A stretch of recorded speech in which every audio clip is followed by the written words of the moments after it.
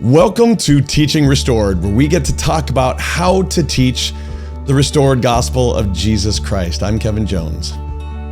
And I'm Julie Hilliard. And Julie, guess what? This is our 100th episode. What? How is that even possible? I don't know. That's crazy. Because, okay, I remember when we were first talking about it before we had even recorded anything. And the discussion came up, do we have that much to say? Are there really that many topics? Because maybe there aren't. And there have been. Oh, easily. Well, and we can't stop. We can't stop coming up with stuff. It's so much fun. We're having a blast doing this. Yes.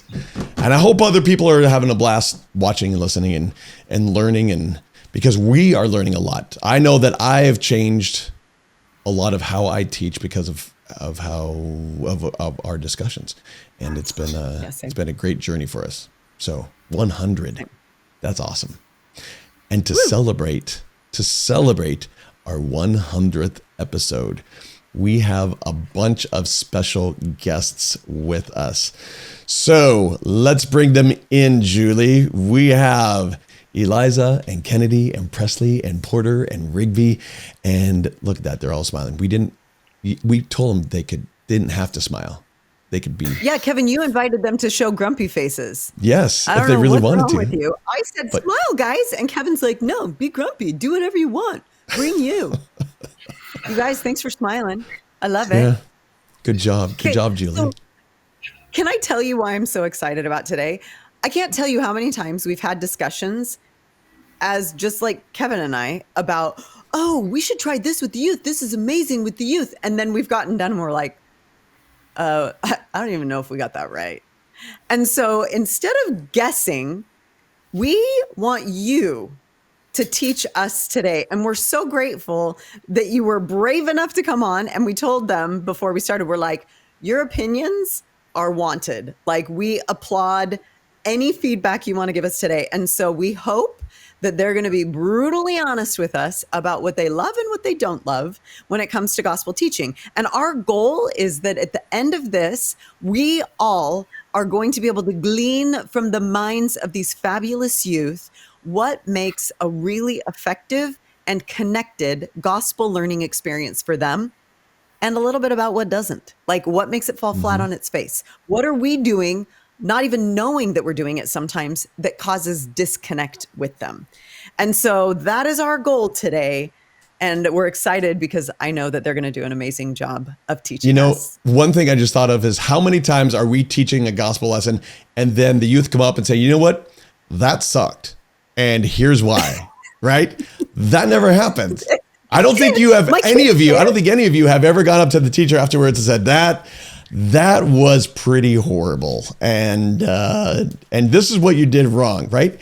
There's no way you would do that. Well, today is the time when you can say, yeah, that stinks. Or what's awesome is this. That's what us adult teachers want to hear. So don't hold back. Porter's already bored. Yeah. Porter's bored.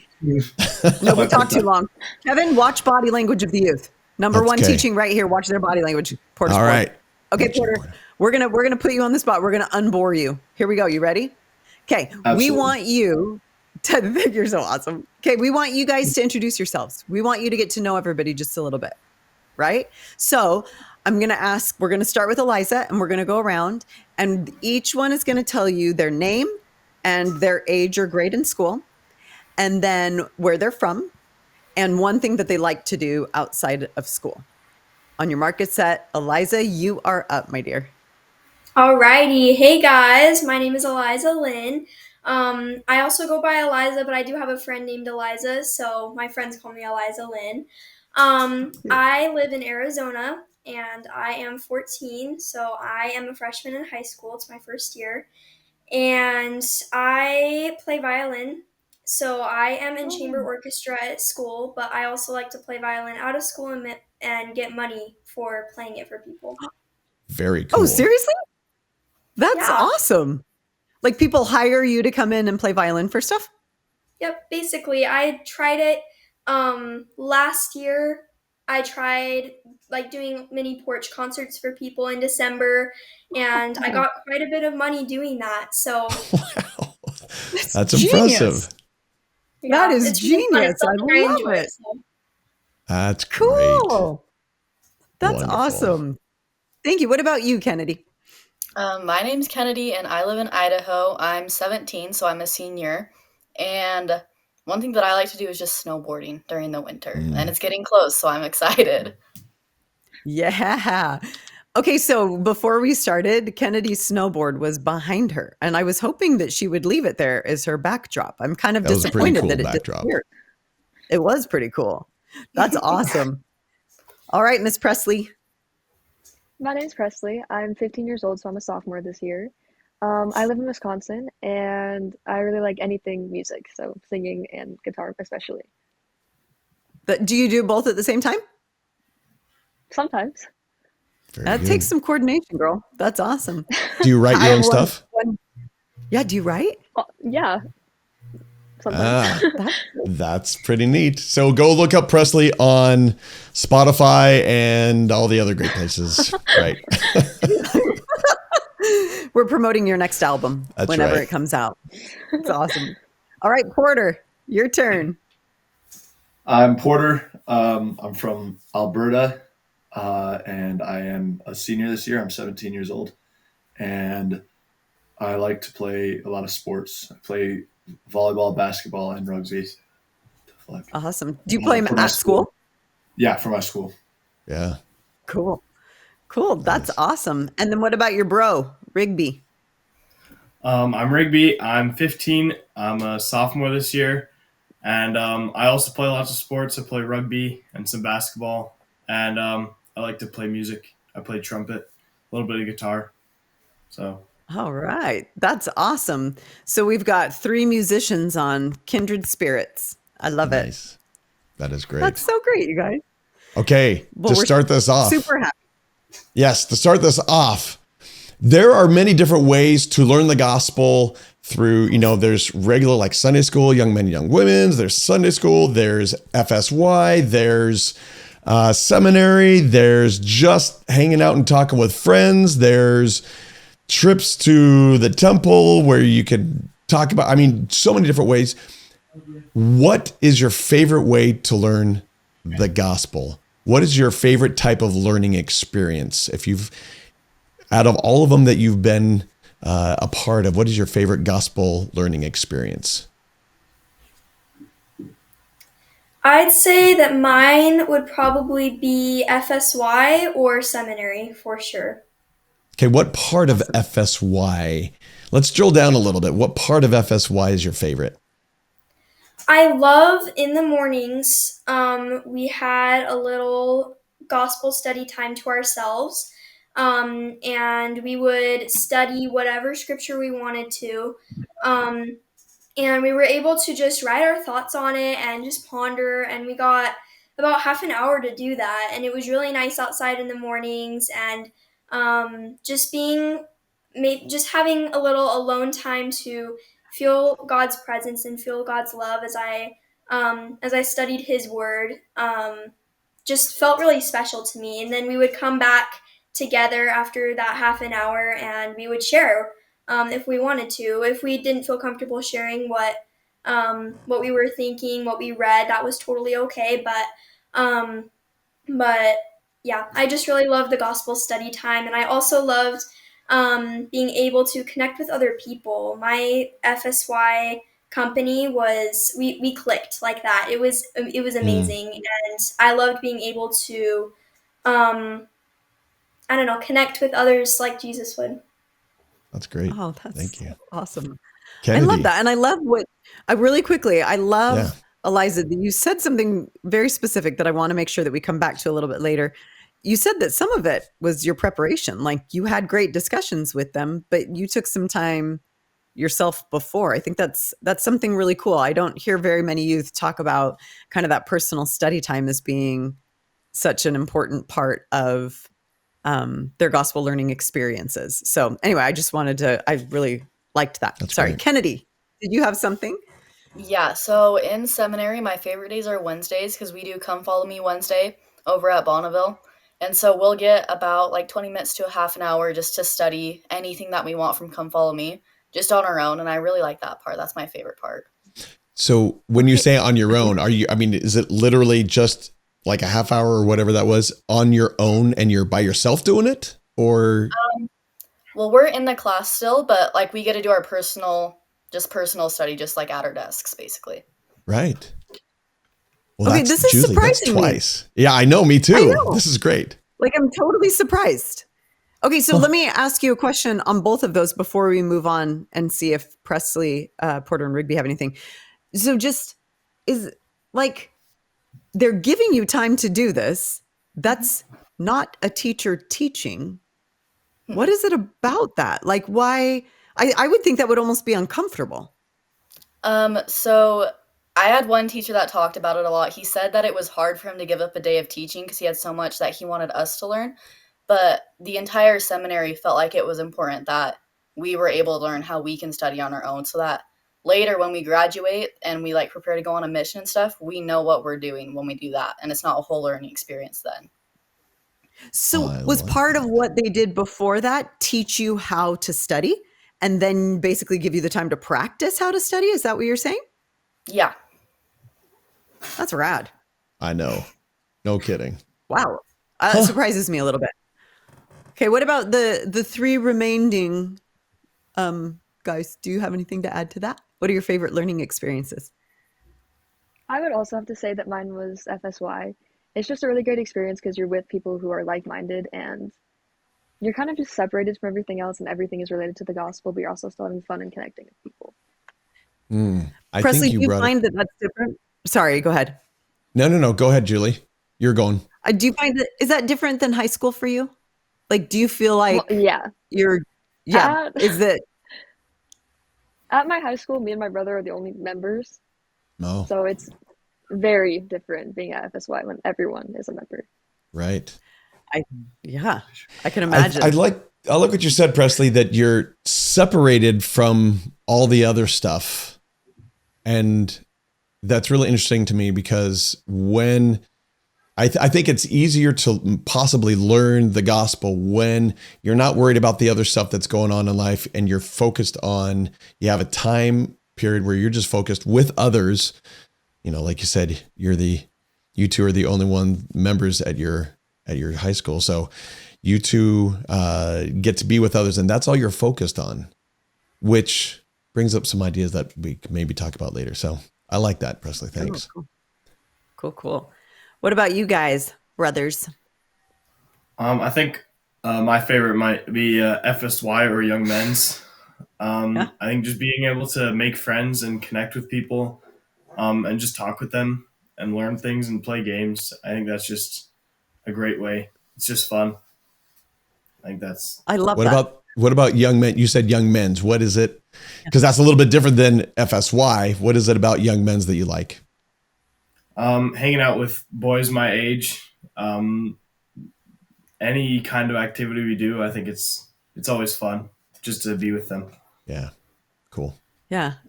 I love that. Let me ask just a follow-up question really quickly before we go off of Rigby. Rigby, do you feel like it's like you can talk about gospel stuff with your friends in those types of environments? Or do you find that it's still kind of tough to have like authentic gospel conversations? I guess I'm just kind of trying to understand if that's like a thing or is it just the being together part? Does that make any sense at all?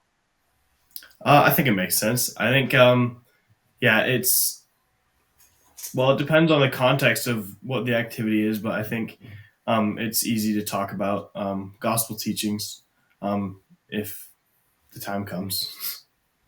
Okay. Like, so you guys aren't hesitant to talk about it. You don't all go silent the minute a gospel topic comes up or something like that. Okay. That's super awesome. Cool. I know that we've had both dynamics in our ward. That's why I asked the question. So yeah, Porter, do you have anything to add? I think my favorite way I've probably learned about the gospel and like through the gospel, I'm very close with my dad, or I guess our dad. And so it's, but having conversations with him and my mom as well. But I just remember like long conversations about whatever it may be, gospel related.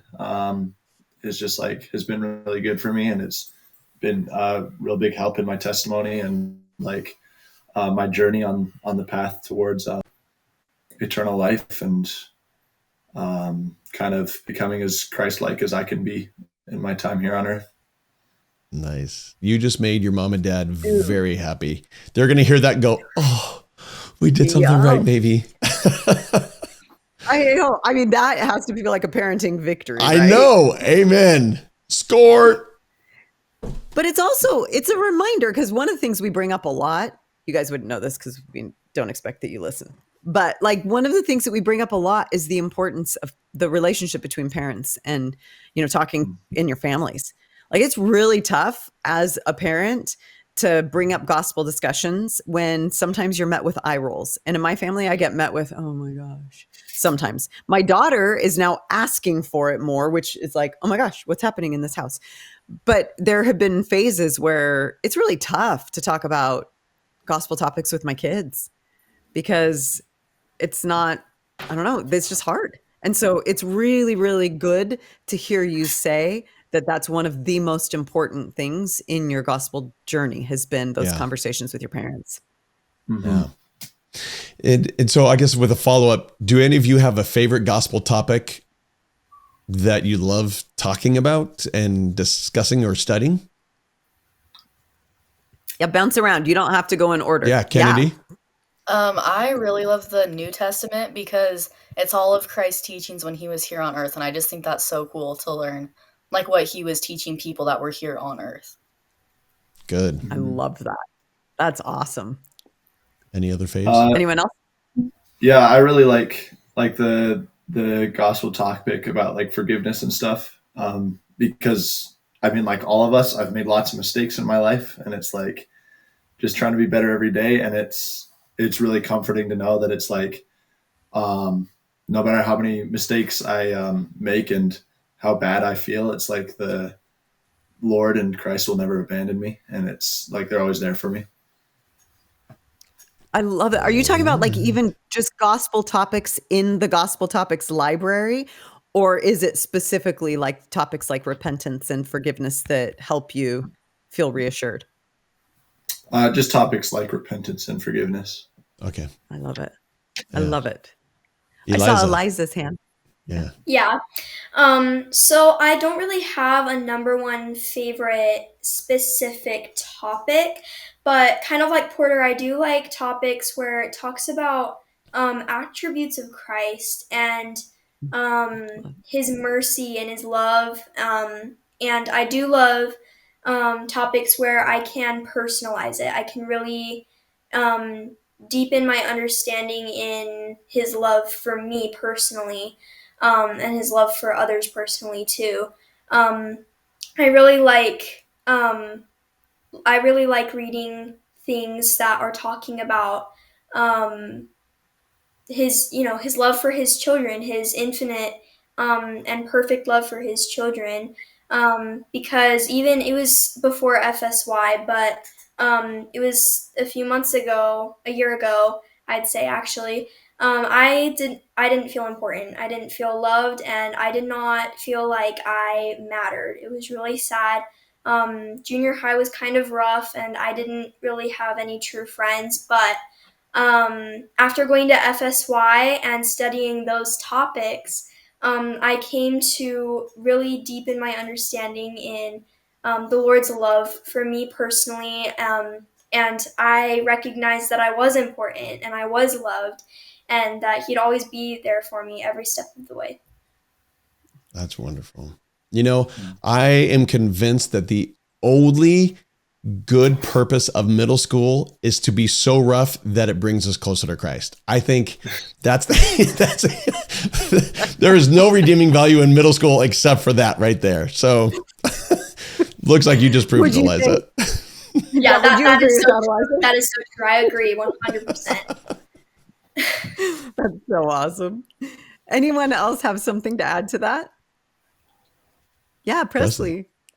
The plan of salvation has always been my favorite thing, because even if like someone's time on earth is done and it's obviously super hard to grieve and miss them, there is always we can see them again no matter what, and we can always go back. and meet them again in heaven. And I think that's super special. Yeah. I love that. The hope and perspective that comes because of the plan of salvation. That's great. All right. Anything else to add, boys? No. Okay. So let's complain for a minute. Okay. Let's talk a little bit about some of the no-nos, some of the things that you've experienced that teachers have done that made you go, that was lame, or boring, or landed flat, or shut me down, or whatever. So I want to hear, what are some of the things that are very difficult, drive you crazy, that you don't love about the way that people teach the gospel in various settings? So no names allowed, but free for all in terms of your thoughts. We'd love to hear. Anybody want to start us off? Okay. Preslie. Preslie. Especially in seminary, the teachers ask questions, and obviously it's super great to answer, but I do not like when they force everyone to answer or like specifically call on people. I think it's important to share thoughts when you have them and not expect people to answer or force people to answer. Putting people on the spot. Yes. Right? Is that what So you're saying, okay, here's my question, and then they're just calling a person out and say, why don't you answer that one? Is that right? Yes. Okay. Mm-hmm.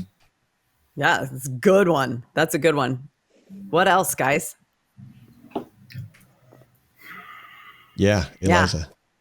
I'd kind of agree with Preslie. Like, if your teacher is forcing you to answer a question, it becomes a very uncomfortable class for not just you, but all of the other students, because they feel like they're going to get put on the spot as well at some point.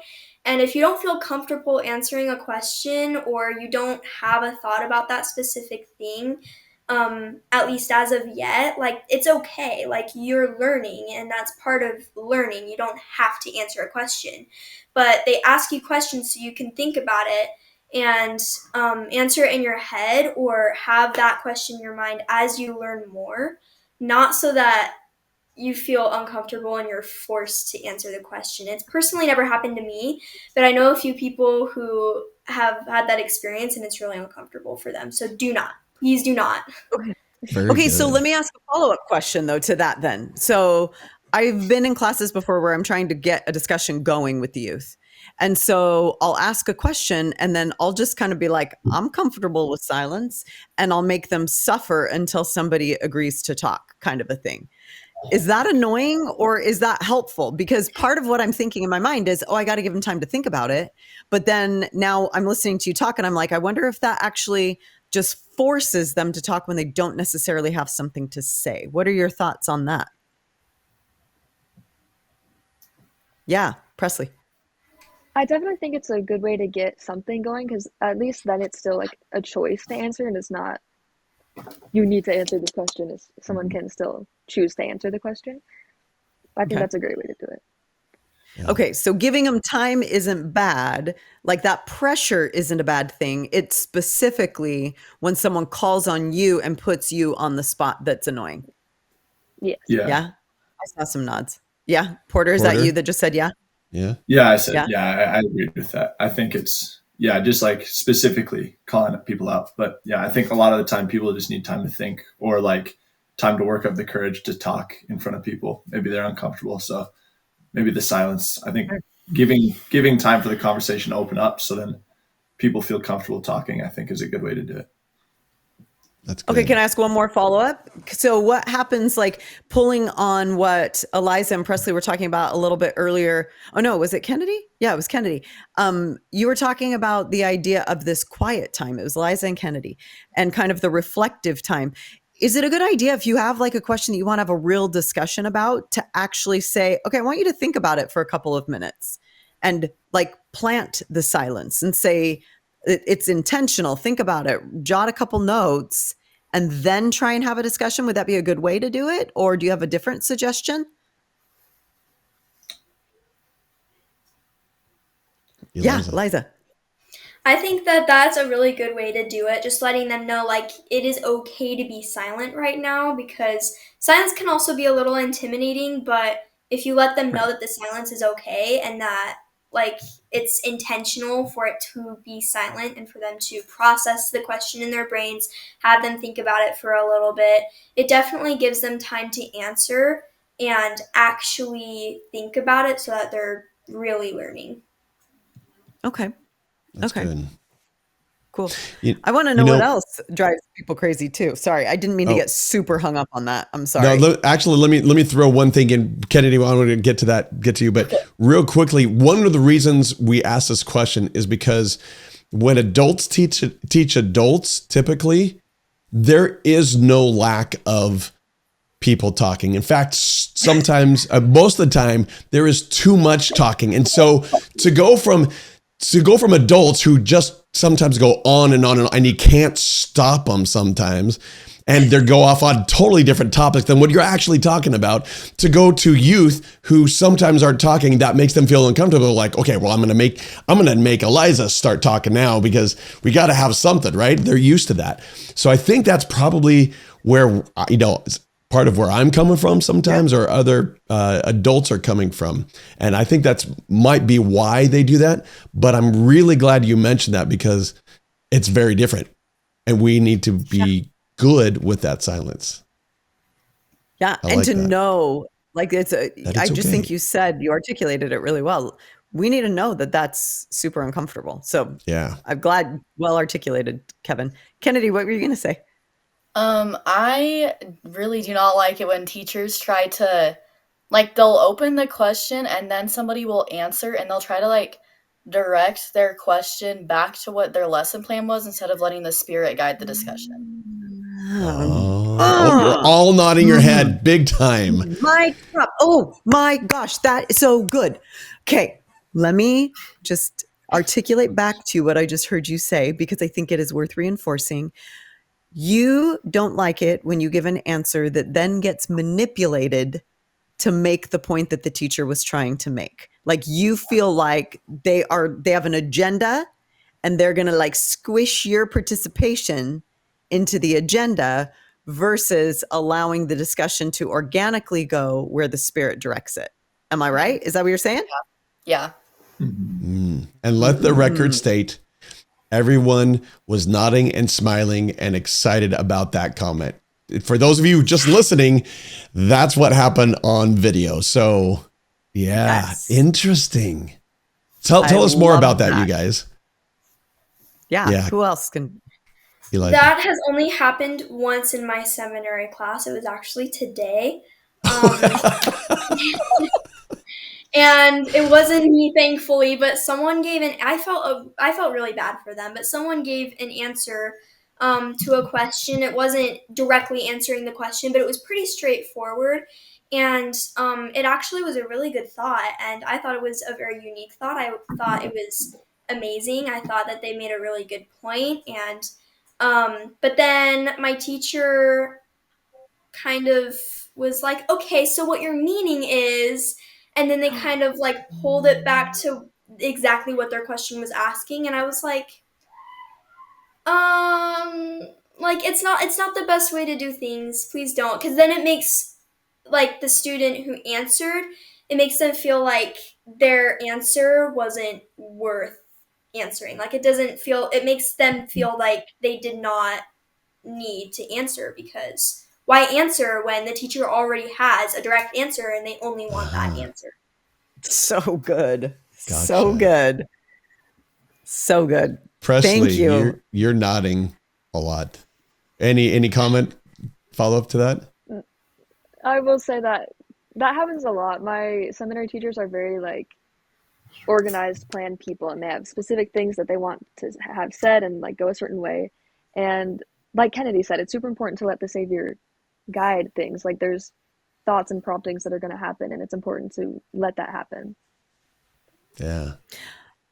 Wait, can we dig on this just a tiny bit more? Yeah. Preslie, what does that look like? Like, because I'll be honest, I go into a lesson, and if I'm really well prepared, which I try to be, it's much more comfortable for me to be able to go wherever the lesson goes. But I also feel kind of attached to my lesson plans mentally. I'm like, oh my gosh, we've got so much good stuff I want to get through. And then I get anxious. And so tell me what it looks like for a teacher to follow where the Spirit leads. Kenideigh, did you have a comment on that? Yeah. I feel like in the seminary class, one of the ones that I had that did a really good job of just allowing the Spirit to teach was that he came in with a lesson plan, obviously, but he would bring up like a topic or something. And if we had a bunch of people answering, he would just let us talk, unless like, it was time to go, obviously, but he would just let us talk. And then when it kind of died down, he would bring it back into his lesson plan. Like he would go to like the next thing that he had planned or something else later that tied into it better. But just allowing like the students to be able to talk and to be able to connect it to their lives more allows you to like really take it in and actually get something more out of seminary. So he didn't talk that much. Mm-mm. Oh, Rigby, you want to comment on that too? Yeah, I agree with Kenideigh. I think like the lesson plan isn't always going to like go the perfect way. I think that a teacher has to be flexible with what the students are talking about and obviously let the Spirit guide the lesson. Mm-hmm. Porter? Yeah, I just think if, again, with what Kenideigh said, if like they get to a topic that it's pretty obvious that the students are like passionate about or really connect with, instead of maybe trying to rush through it or just like get on to the next thing because they've got it allotted like for the next thing, maybe they're going through and they've got like time stamps for each kind of thing they want to get through. But it's trying to, if there's a question or a topic or a section or whatever that the students are clearly like resonating with, then it's like maybe just let them like, if the Spirit's in the room, just like don't try to rush through it and maybe inadvertently force the Spirit out. Just let the conversation kind of flow in itself. That's a good way to say it. I like that. A really good way to say it. And let me ask if I'm hearing this correctly. I'm picking up a vibe, and I think, would it be fair to say that you get more out of a lesson from each other than from the teacher sometimes when it comes to application? Like if the teacher kind of introduces a topic, I see Kenideigh nodding. Like, is that where your most engaged learning takes place?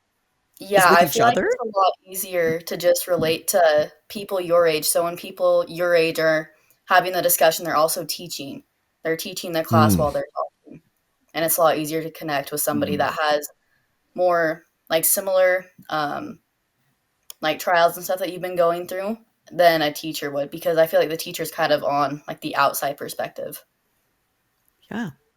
Yeah. And you trust what each other are saying maybe without hesitation, you know? Yeah, I think that's such a good point. Okay, so Kev, are you asking the same question in your mind that I am? Like, how do we do that? Like, how do we help create a rich discussion? Is it because they've asked a really good question? Is it because they've helped to create a culture where that happens? Why does that happen? What can you identify as some key elements to making that type of discussion a reality? Yeah, Preslie. Yeah. I think the students being connected and close to each other is the biggest thing, because if they're not comfortable talking around each other, they're not going to have that environment that they feel comfortable sharing in. So giving them opportunities to create connections with each other is part of what a teacher can do to help facilitate that? I think that's awesome. 100%. I think that happens on a hyper level at FSY, right? Your company, or do they call it company or family? What do they call it? Family? Yeah. Okay, family, you get together and you're just starting to create connections right away. And then because of those things and the games that you play together, now you're able to maybe break down some of those walls so you can talk. In a classroom, sometimes that happens, sometimes that doesn't, I guess.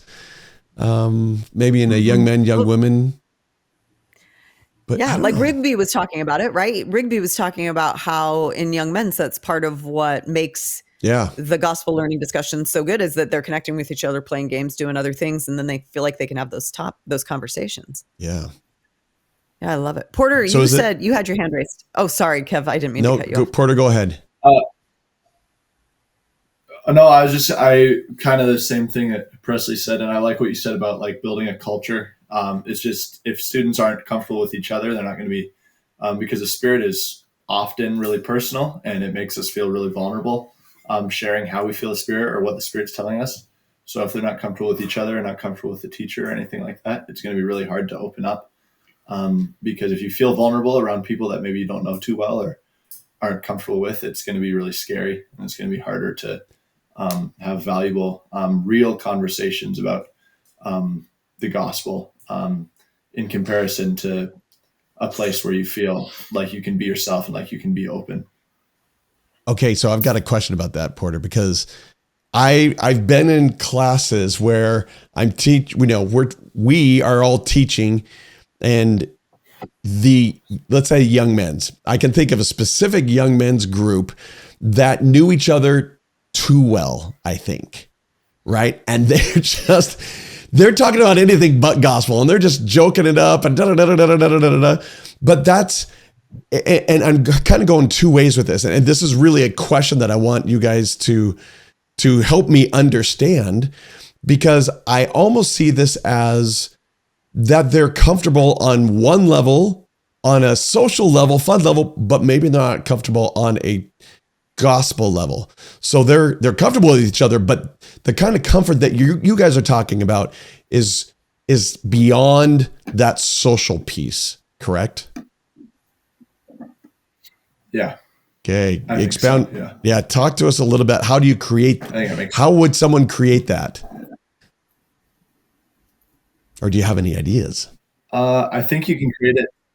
I think you create it in the same way that you create a social comfortability. Like the way you become comfortable with people is like getting to know them and getting to know what they like and what they do, and talking about them, talking with them, and hanging out with them. And it's, I think, the exact same way with the Spirit. It's just you kind of have to shift that maybe the topic of conversation or the activity from temporal things to eternal things. And it's like, in order to become comfortable with the gospel, you have to familiarize yourself with the gospel.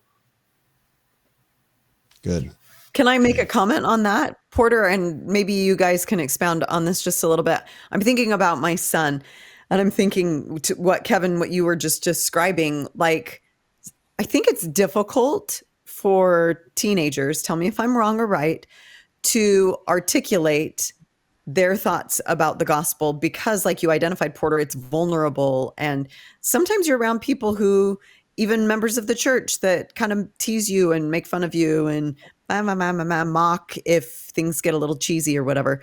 And so part of what I learned from my son is that it's okay to step into that uncomfortable space and allow them to fumble through it a bit and keep going back there and allow it to be uncomfortable and fumble through it. And then eventually it becomes more comfortable. Am I right or wrong? Like, just keep stepping into discomfort a little bit? Or like, how do you handle that? Preslie. Yeah, Preslie?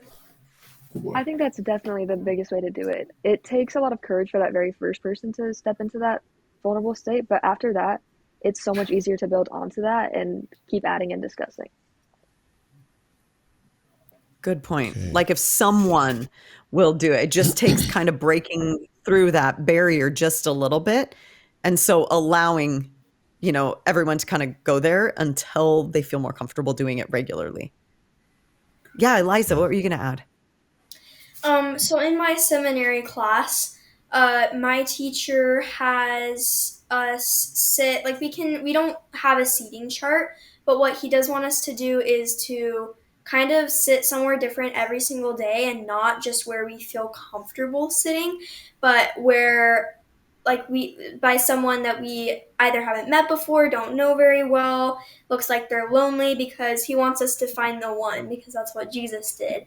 And so that's how we handle our like seating arrangement. And then wherever we sit, we usually have a group of 3 or 4. And whenever he asks us a question or we read a verse and he is wanting to know our thoughts on it, most of the times he asks us to turn to our groups and he gives us about a minute or so, maybe a little longer, to discuss and, share our thoughts on it. And I feel like that's really helpful because you're able to kind of connect better in that sense, and you kind of connect with more people as you sit in different places as well. So I feel like a seating chart kind of disturbs that, and then turning to your like groups, like it engages, if that makes any sense. It does. Is it a lower barrier to entry too? Because it's a smaller group, it's not quite as intimidating. And then you can move on and have discussions more as a larger group. Or is that part of what you think happens as well? For sure. Yeah. I feel like if it were like a group of 6 to 10, like that would be crazy. People would not talk at all because like the first day he told us to get into groups of 4, right? And that like the people sitting near us were the people we'd be talking to about like the questions he was asking about the verses and giving our thoughts on it and stuff. But he didn't give us big groups. He gave us groups of 3 or 4. Like whoever was sitting near us, it's very chill. Like he just lets us talk and give our thoughts, and it doesn't have to be specifically an answer to the question, but it's just our thoughts and what we are feeling as we read or as we're listening to a talk or someone else read or whatever. We literally just share and just talk, and that kind of just eases a bit of the nerves around in the group. And someone does have to talk first though, because it's a little awkward when no one talks and you're just kind of sitting there like, hi guys. But if someone talks first, it kind of lessens eases the chance of people just falling silent the entire time. Julie and I, you and I have talked about the importance of connection in teaching. And I think all of you are kind of really hitting on that point of connecting with each other and having the discussion with each other. And that's where a lot of the learning comes from. A lot of learning, it sounds like, and correct me if I'm wrong, a lot of learning comes from each other almost more than it does the teacher, which is an interesting perspective for the teachers because they think they're teaching. And it almost sounds like, get out of the way. Let them teach each other. Yeah. Is that right? I mean, is that kind of close? Yes, for sure. Yeah, for sure. It's also important to, like, as a teacher, you want to just teach. But if you don't give everybody a chance to have it run through their brains themselves, and also, like, you're not the one teaching. The Spirit is, right? And so you're the one helping others get their minds ready for the Spirit to enter and teach them what they need to hear. That's good. Porter, you're about to say something too. Oh yeah. I forgot what it was now, but I just agree. I agree with what Eliza said, but I'll let you know if it comes back to me. Okay. All right. Awesome.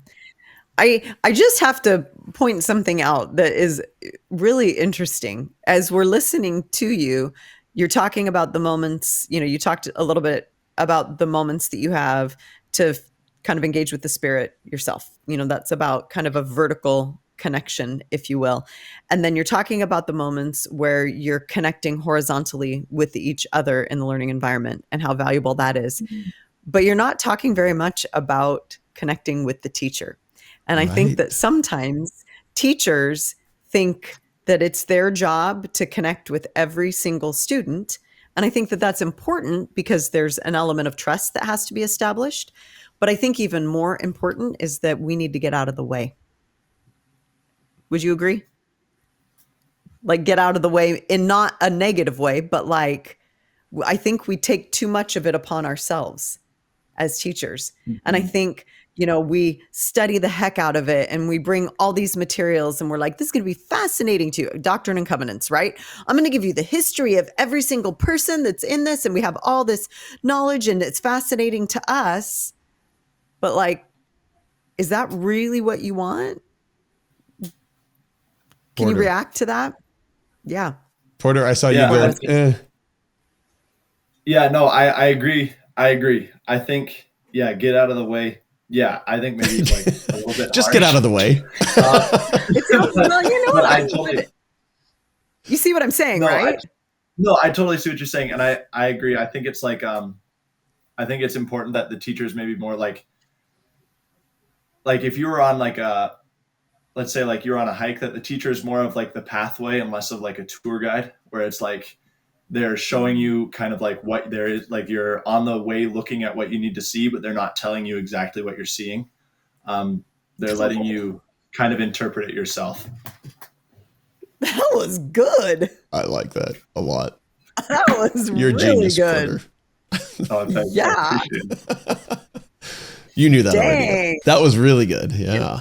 That was really good. Eliza, what were you going to say? I saw your hand too. Yeah, I was going to say definitely let people socialize. I feel like sometimes teachers feel like they should be the ones doing all of the socializing, and that's not necessarily true. Other people need to socialize. But it's also important for the teacher to connect with their students as well. My teacher has, my seminary class has a really great connection with my seminary teacher, and he has a great connection with us. We all feel comfortable around him, and the reason why is because from the very first day he came up to us and started talking to us and asking us questions, and he could tell those who were a little more shy. He wouldn't push the pressure on them for, I want to know everything about you, but I feel like it is good for both the students to connect with the students and the teacher to connect with the students. It just needs to be balanced. That's good. Okay, that's a great thought. Kenideigh, what were you going to add to that? I think also just because like Eliza said, it is important for a teacher to have the connection with the student. And I think one of the best ways to do that is just for them to be themselves, because sometimes I feel like teachers will just put on like their professional mask basically, and they won't be very personal with the students or anything. And that kind of pushes everybody away, because you're like, well, I'm not going to get anything out of talking with them because I feel like they're not actually going to mean it because they're being professional right now. So it doesn't allow for a deep connection. Okay, so are you saying that in order to have authentic discussion, that it's really important for the teacher to model authenticity, to be doing the same thing? So the teacher, to go back to Porter's little analogy there just a minute ago, except I'm not going to articulate it as well as he did, you become one of the hikers, right? And you so instead of trying to, differentiate, feel this, what's the word that I'm looking for? I think that sometimes as teachers, we put a lot of pressure on ourselves to have the answers and to have the plan and to, make sure you're setting a good example and all of those things, versus just trying really hard to connect with people and through that connection, point them to the Savior, right? Just be yourself. Yeah. Yeah. Okay. Yeah. Eliza, what were you? I really like what Kenideigh said. I feel like when you're teaching, you want to be as professional as possible, but you have to be real with your students because they need to know that you are a real person. And that helps you connect with them better. That helps them connect with you better. And my teacher, he talks to us. He makes jokes occasionally. Of course, they're appropriate ones. They're ones that happen at the right times, not when we're trying to feel the spirit and stuff like that. But he's real. He's a real person. He has a real life outside of teaching us, and that just makes the entire teaching experience better for both sides. That's relatable. Really awesome. Oh, you guys were learning so much. This is good. So through this, we're getting close to time, but I have to tell you, it isn't an often thing when we get to just talk with the youth and say, hey, how are things going? And what's going to make things better? I think that pretty much never happens. We almost never get feedback from the youth like this. So this is incredibly valuable, you guys. So thank you. Hey, can I just say something? Guess what, you guys? Guess what? We're doing what you said. Do you remember how we told you about all the questions that we had prepared? How many of them have we even asked? Kevin, we're doing what they said. We're going where the Spirit's leading us. We're following where it's leaded. What? Sweet. I don't know what we're following leaded. Where it's leaded. Where it's leaded. We like to make up words here. So if you make up words, that's fine. You guys, I do it all the time. It's really bad. If I don't know a word, I just fill it in. Did I make that one up? Did I say that once? Yeah, well, no, you just did now. Well done. I know. I'm so good. Yeah, whatever. Okay, sorry. I didn't mean to interrupt, but I just noticed that we were doing what? Like we weren't following our plan. No, we're not following our plan. And that's great. Good job, us. Okay. Kevin, I know you're going to wrap up, but I just have this one more kind of burning question for me. Okay. I want, when I'm teaching, I really wish that the youth felt more comfortable asking honest questions. Like, what are some of the things that you are curious about? What are some of the things that bother you? What are some of the concerns that you have about doctrine related to the church?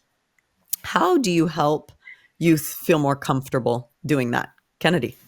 In my seminary, we have this QR code, and they give one to everybody at the beginning of the trimester, and then they'll just have it on like the doors and the walls and stuff. But basically, you can scan it and then submit questions anonymously. So you don't have to ask the question yourself. It doesn't connect it back to you. And then for one of our devotionals in the morning, not in the morning, but like before we start the lesson, we'll just our teacher picks one of the questions, maybe one that had like multiple, just worded a little bit differently each time. And he'll put it up on the board for us.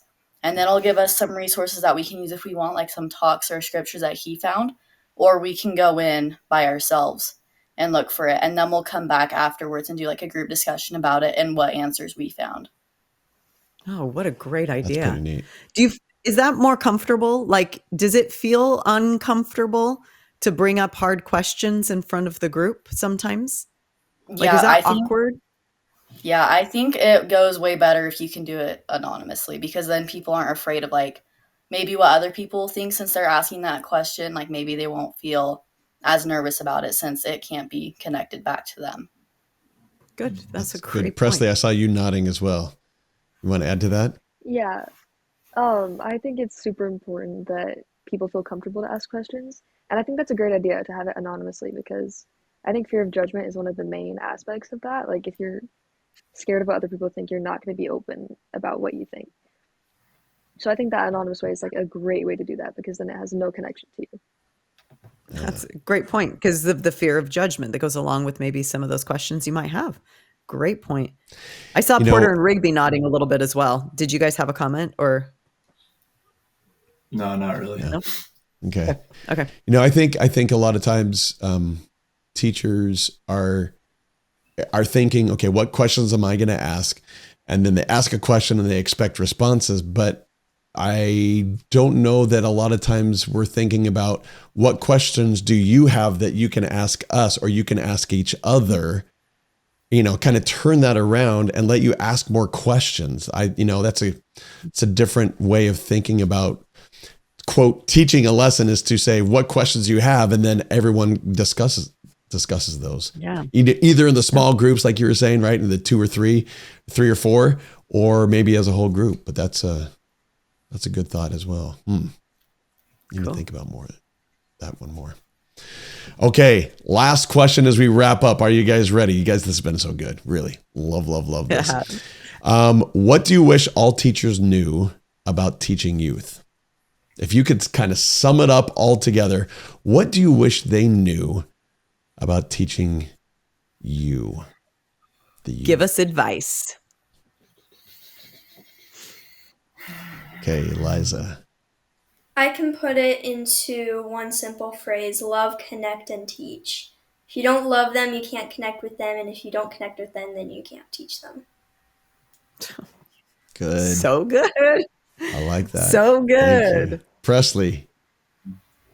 I think the biggest thing is meet your students where they're at. Everyone is at different places and different comfortability levels, and it's important to just understand that and just work with it. And a really important point, I think, of that is in order to meet them where they're at, you have to ask questions. You have to figure out where they are. I think we sometimes make assumptions and think we know, but that's maybe part of connecting, is asking questions and learning where they are to be able to meet them where they are. Would you agree, Preslie? 100%. Yeah. Okay. Any of the others have a thought about that one? What do you wish teachers knew? Or did we cover it all there? No? Okay. That's all right. We're good? Okay. You guys, this has been so good. We really appreciate this. This has been so fun listening to you and getting your feedback on how this all works. Maybe we need to do this more. Because Julie and I, we talk about all these things. Hey, you should do this and this and this. I think this is probably the most valuable thing that we could have done here, is to listen to you guys and hear what things really are. So thank you. You guys are great. Yeah. Now, for those listening, if you would, I was going to say love, share, invite. Love, connect, teach. Love, connect, teach. Eliza, right? Yep. Go do all that. And share this with other teachers of youth. And let's start making the time with our youth just incredibly valuable, full of the Spirit, letting them really connect with each other and teach each other. I think that's the biggest thing that I took away from it today is connect with each other and let them teach each other. I love that.